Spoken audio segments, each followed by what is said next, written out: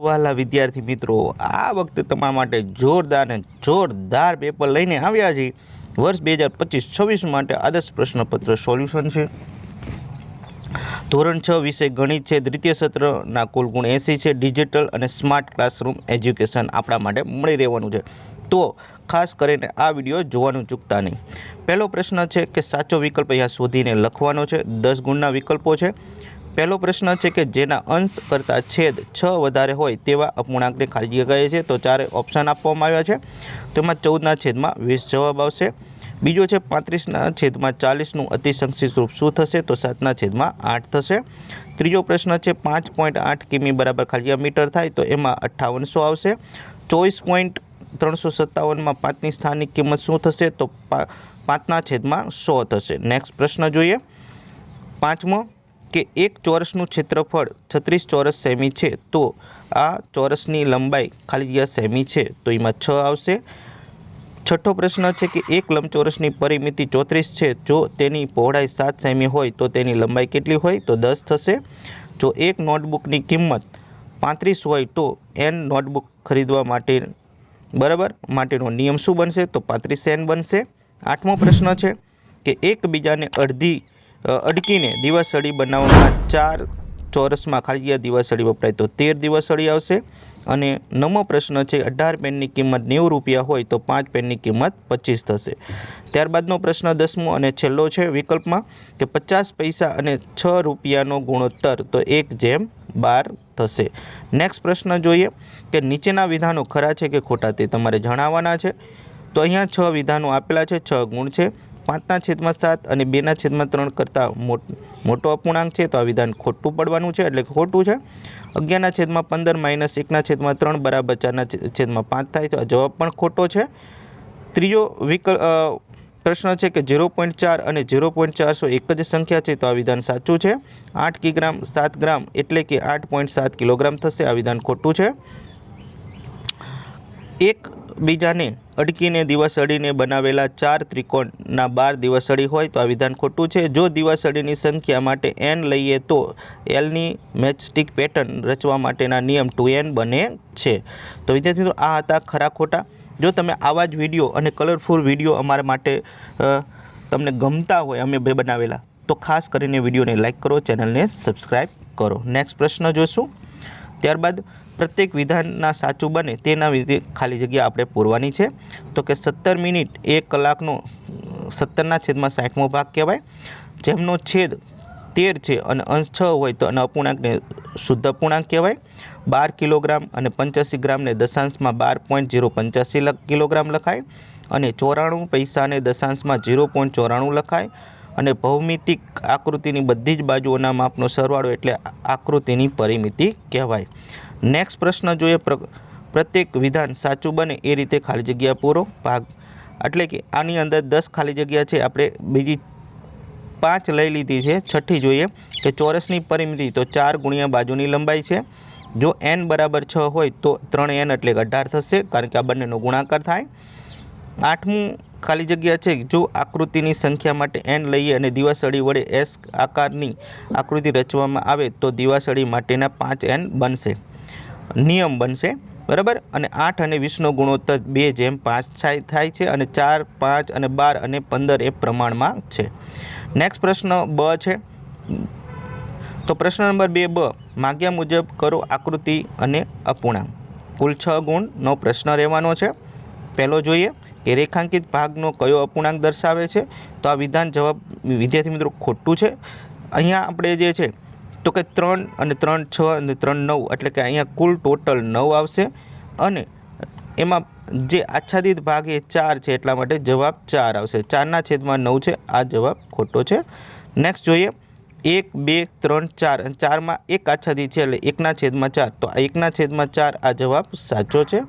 Next અપૂર્ણાંક છે કે અપૂર્ણાંક પ્રમાણે આકૃતિની રેખાંકિત કરો. તો અહીંયા તમને 4 આપેલા છે, 4 તરી 12 આપેલા છે, આ 12 બરોબર છે. છેદમાં 12 છે એ બરોબર છે.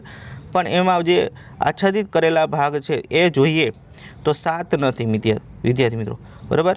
તો કે આ જે છે એ 4 ને 4 8 9 10 છે. તો અહીંયા છેદમાં 12 તો આવશે પણ અંશમાં 10 આવશે. તો આપણો જવાબ સાચો આ બનવાનો છે, આ નહીં, બરાબર, એ ધ્યાન રાખવાનું છે. 3/4 એ લખવાના છે.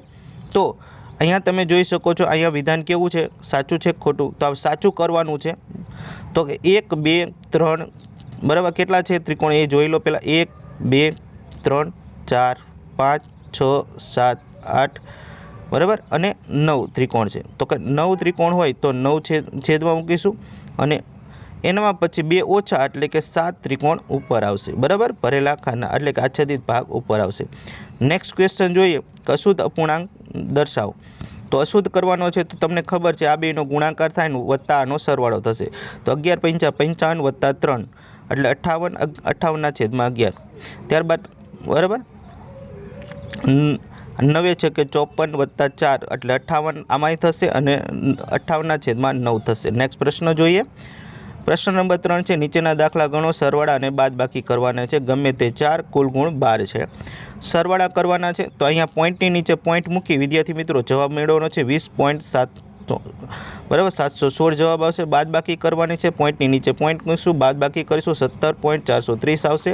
વ્યવહારુ કોયડા જોઈએ કે 62.23 મીટરની દોરીમાંથી 19.87 મીટરની દોરી કાપી લેતા કેટલી દોરી બાકી રહે? તો બાદબાકી કરતાં 42.36 મીટર બાકી રહે. નેક્સ્ટ પ્રશ્ન જોઈએ.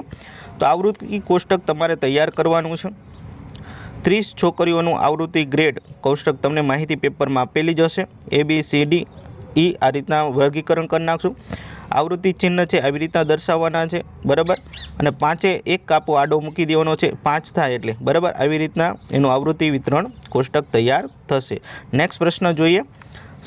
સંકેત મૂકી અને રૂપિયા દર્શાવવાના છે. તો સંકેતમાં તમારે લેટર ધેન ગ્રેટર ધેન મૂકી અને અથવા ઇક્વલ એટલે કે બરાબરની નિશાની દર્શાવવાની છે. તો અહીંયા તમને આપવામાં આવી છે સમજૂતી સાથે. તો આની અંદર તમે જોઈ શકો છો આપણે કઈ કઈ નિશાની મૂકેલી છે. ત્યારબાદ બીજું છે સામે, તો કે દશાંશ ચિહ્નનો ઉપયોગ કરી અને રૂપિયામાં દર્શાવવાના છે. તો દશાંશ ચિહ્નો એટલે કે પોઈન્ટનો નિશાની કરવાની છે. તો 523 પૈસા બરાબર 5 રૂપિયા 23 પૈસા થાય એટલે 5.23 થશે. 14 રૂપિયા અને 27 પૈસા થાય એટલે 14.27 થશે. નેક્સ્ટ પ્રશ્ન જોઈએ. તો ચિત્ર આલેખ જે છે તો એના દ્વારા આપણે છે પ્રશ્નોના જવાબ આપવાના છે. અહીંયા વેપારીના નામ લખેલા છે અને વેચેલા માલની પેટી લખેલી છે. અહીં સ્કેલ માપ આપણને આપેલું છે, બરાબર. એક બોક્સમાં ચિત્રમાં જે દર્શાવે છે એ બરાબર 100 પેટી આપણે લેવાની છે. તો અહીંયા જવાબ લખીશું કે 6 વેપારીઓએ કેરીની કુલ કેટલી પેટીઓ વેચી, બરાબર. તો ટોટલ આપણે જવાબ લખવાનો છે તો 3600 પેટીઓ વેચી છે, કારણ કે 36 જે છે આપણને પેટી અહીંયા દર્શાવી છે, કારણ કે એક પેટી બરાબર 100 તો 3600 થશે. હરેશ કરતાં દિનેશ કેટલી વધારે પેટીઓ વેચી છે? તો 300 પેટી, 3 પેટી બરાબર 300 થશે. કયા વેપારીઓને સૌથી વધુ કેરીઓની પેટી વેચી છે? તો મોહન જવાબ આવશે. તો આપ જોઈ શકો છો કયા વેપારીઓ સૌથી વધુ કેરીની પેટી વેચી છે. તો વધુની અંદર વાત કરીએ તો આપણે આમ જોઈએ તો 1 2 3 4 5 6 અને 7 થશે. 1 2 3 4 5 6 અને 7 થશે. તો આમાં વધુ પેટીમાં 2 વ્યક્તિઓના નામ આવશે, પણ ઓછી પેટી હોય તો આપણે મોહન, હરેશ અને મોહનનું નામ લઈ શકીએ. તો અહીંયા સુરેશ અને મુકેશ આવશે, આ ખાસ ધ્યાન રાખીશું, બરાબર. તો અહીંયા જવાબ છે આપણે ચેન્જ કરીશું. હરેશ કરતાં દિનેશ કેટલી વધારે પેટીઓ વેચી છે? તો એમાં બાદબાકી કરતાં આપણને 300 પેટીઓનો જવાબ મળશે. કયા વેપારીઓની સરખા સંખ્યામાં પેટીઓ વેચી છે? તો સુરેશ અને મુકેશ આવશે. સુરેશ છે અને અને મુકેશની પેટીઓ બંનેની સરખી છે, આપ જોઈ શકો છો. નેક્સ્ટ પ્રશ્ન છે, એમાં 2 પ્રશ્નો આપણે ભેગા લીધા છે, પેટર્ન અને ક્ષેત્રફળનો છે. પેટર્નમાં જોઈએ તો સી માટે મેસ્ટિક પેટર્નનો નિયમ 3n બનશે અને પક્ષીઓને ઉડવાના અંતરના t મિનિટ બરાબર t કિમી થશે.